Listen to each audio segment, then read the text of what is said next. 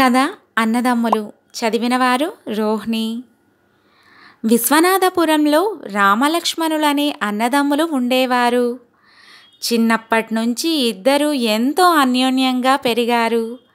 తమ్ముడంటే అన్నకు చాలా ప్రేమ, అన్నంటే తమ్ముడికి ఎంతో గౌరవం.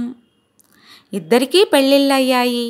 ఆ తర్వాత కొన్నాళ్లకు వారి తల్లిదండ్రులు చనిపోయారు. రాముడికి 2 పిల్లలు, లక్ష్మణుడికి పిల్లలు లేరు. రామలక్ష్మణుల భార్యలు తరచూ పోట్లాడుకునేవారు. దాంతో ఇష్టం లేకపోయినా తప్పనిసరి పరిస్థితుల్లో రామలక్ష్మణులు విడిపోవాలని నిశ్చయించుకున్నారు.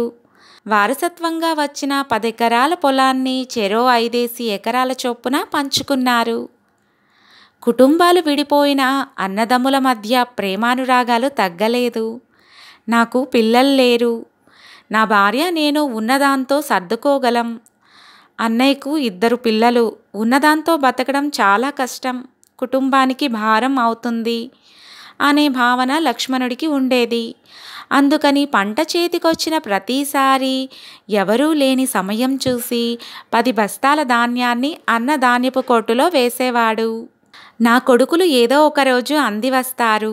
తమ్ముడికి పిల్లలు లేరు, వాడికి వయసు పెరిగే కొద్దీ బతుకు భారం అవుతుంది అని ఆలోచించేవాడు రాముడు. అంతేకాదు, పంట చేతికి రాగానే తమ్ముడికి తెలియకుండా అతడి ధాన్యపు రాశిలో 10 బస్తాల ధాన్యాన్ని వేసేసేవాడు.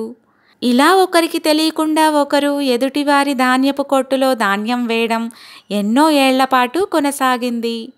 ఓసారి అన్నదమ్ములిద్దరూ ఒకరి ధాన్యపు కొట్టులో మరొకరు ధాన్యం వేయడానికి వెళ్తూ ఎదురుపడ్డారు.